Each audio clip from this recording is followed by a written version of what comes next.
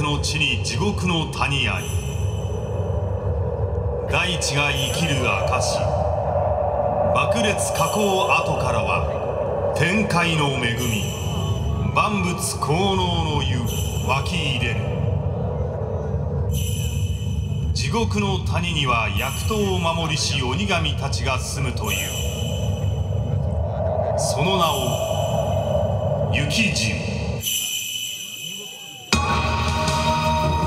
古き昔、鬼たちは人を苦しめる悪さを重ね、北の国を守る蝦夷の神の怒りを受けた。そして万物効能の薬湯を守るという使命を授けられた。登別の地、地獄谷。